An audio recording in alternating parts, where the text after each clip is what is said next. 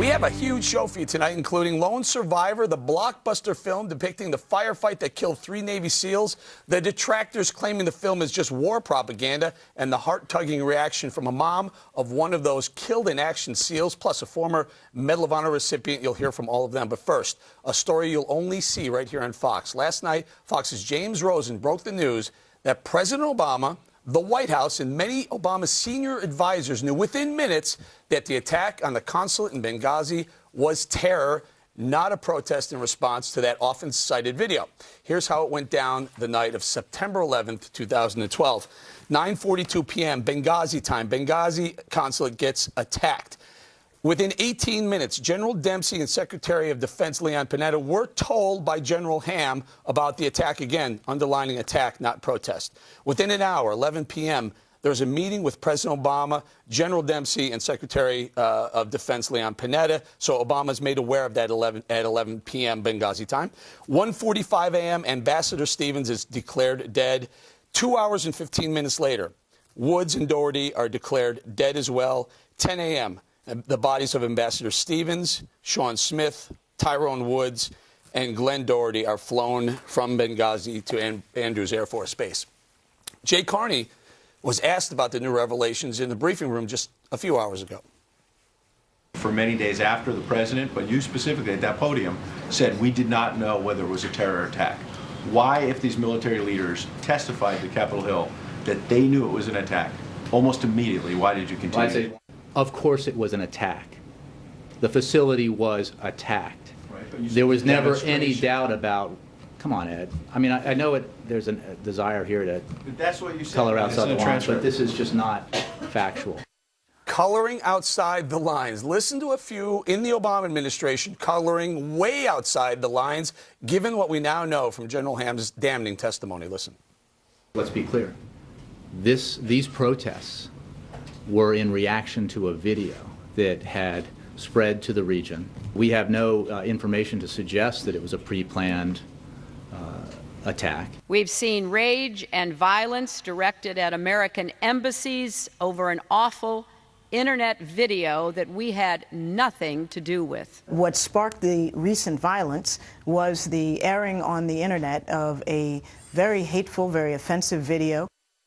All right, KG, let's do ladies first. KG, the most offensive one for me was when Hillary Clinton at Andrews Air Force Base with the 4 caskets behind her went ahead and blamed the video, knowing very well at that moment that it had nothing to do with the video. And it was, in fact, an attack. Now we have proof. Well, this is damning information. And I just want to know, how many lies do you have to take to be a gold member of the Liars Club? Because all of those people that you just showed, one lie after the next, have a very loose relationship with the truth. They don't care, despite facts and information that they had at their disposal at the time this happened, and they sold lies to the American people, and it's shameful because American blood was spilled, and it's what we've been saying from the beginning on this program. You know, General Ham testified under oath to Congress that it was 18 minutes after the attack started that Leon Panetta and General Dempsey were notified.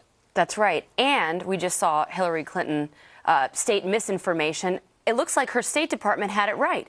So as you mentioned, Eric, just minutes after, the State Department Operations Center said that it was a terror attack, and then moments later they said that it was Ansar al-Sharia. We know that General Petraeus at the time, he had a memo that said that it was al-Qaeda linked. And we know from Stephen Hayes, Fox News contributor, from his reports in the Weekly Standard, that there was a specific meeting on Friday, September 14th, where Victoria Nuland at the State Department expressed concern that her supervisors were not happy with the initial reports that were out saying that it was al-Qaeda. And so she and Ben Rhodes got into a meeting. We've not heard from Ben Rhodes yet. Changed these talking points to say that it was a video. And it was that Sunday that they went out and perpetuated the lie. Nobody in the military ever said it was a video. It was changed way after the fact, and it was done deliberately for political points. Yeah, and Greg, in fact, General Ham was testifying. He was also asked 2 or 3 times, when you say attack, you mean attack, right? You're not talking about a protest. And he was very clear and precise about calling it attack, not a protest. Yeah, I am one of the people that would easily forgive an administration over confusion over an attack like this, and understanding that the things are happening incredibly quickly, and there's no nefarious things going on. However, if there's an inclination to blame a video, how easy is that blame taken by the media? Why does that happen? Is because there is an environment that fosters a belief that when there is a conflict between East and West, generally the West is the Goliath. We are the ones responsible for such things by fostering an Islamophobia. This is somehow our fault. Therefore, you have a filmmaker who is in jail for violating parole because of his alias. You would have an alias too when you see Theo Van Gogh's dead body. The fact is, all the filmmakers that are defending Roman Polanski or defending Woody Allen, both perverts, aren't defending this guy. It makes still in jail. Yeah, who's still in jail. I mean, the point is, there were two reasons why they blamed the video. One is to win an election. And number two, it's easier to censor than capture. Right. Hey, Greg makes a very good point. There's a lot of reasons why they may have.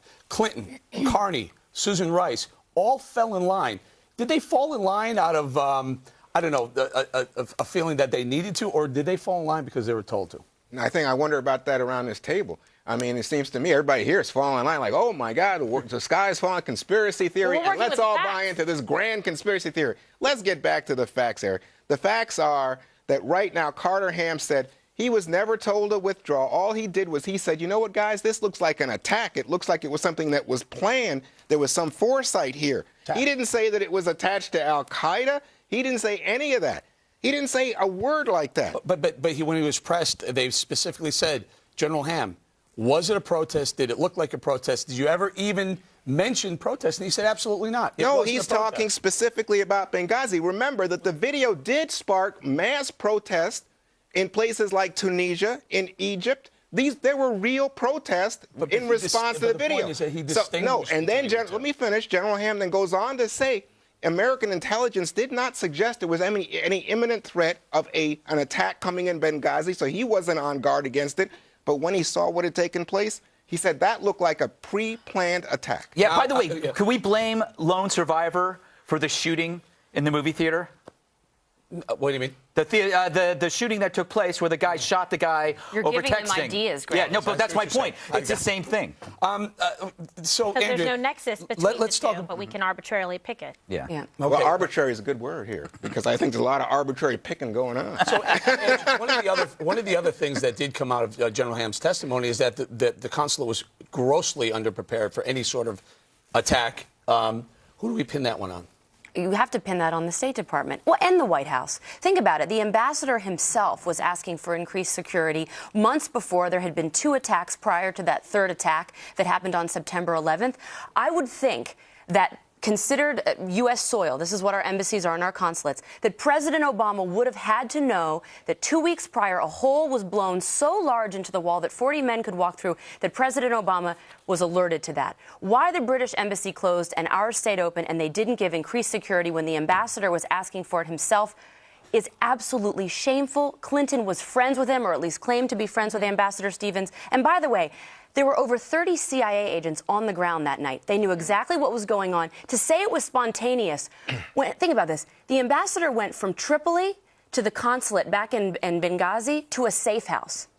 Do you think anybody doing something spontaneously would have that kind of intelligence? That's no. That's the problem. There's so much more to this, and they knew it at the time, and now some of the facts and truth are coming out, and hopefully other people are going to have courage to tell what happened. You make a very good point. James Rosen is going to break some more details tonight at 6 o'clock on Special Report, and he's going to focus in on what the White House knew. So all this they didn't know or what they understood was accurate. We have to be careful because there's a lot more coming out in about 50 minutes. Well, I'm all for it. Bring it all. I mean, I say lay it all on the table. Look, there have been extensive hearings. Hillary Clinton, I know she's your demon of the moment, but I mean, Hillary Clinton has testified about this in front of hard-nosed Republicans. At this point, what difference does it make? No. Hey, but they asked her hard questions, and she testified. Let me just say, Representative Roby, a Republican on the House Armed Services Committee, she said, look, no one was held back. Nothing happened here that you would say, oh, scandal. No, that was a different topic, Juan. No, that was when she was asked, were there assets available to help them afterwards? Remember, one conspiracy theory was, the military was held back. They weren't allowed to go. Let's be fair. This topic was whether or not the White House knew it was an attack or not in advance. That's separate from whether... Attack is not conspiracy by al-Qaeda, who attacked us on 9/11. Well, we don't know. And maybe we'll find out in 50 minutes. That'd be interesting. The second topic of the block, the IRS, we now find out the Justice Department is not going to prosecute the IRS for their targeting conservative groups. Yeah, the best thing about it is the person in charge of this investigation is a big Obama donor. Apparently, Michelle was busy and they couldn't track down Oprah. Clooney was doing a film. Bo the dog, they couldn't find him. Perhaps he was eaten. The IRS case is the equivalent of a corrupt cop blocking a crime scene and saying, nothing to see here. The White House makes the mob look like the Teletubbies. The Obama administration will go down as the anything goes administration, mainly because the media lets them get away with everything. They're as submissive as a blind hooker. Wow. Very nice. Bring it around. I would say this is the political equivalent of defining deviancy down, right? The Justice Department has gone after whether or not Roger Clemens took steroids, and they won't go after this. It's absolutely shameful. And by the way, this woman, this donor that Greg mentioned, didn't even bother for 7 months to talk to the victims.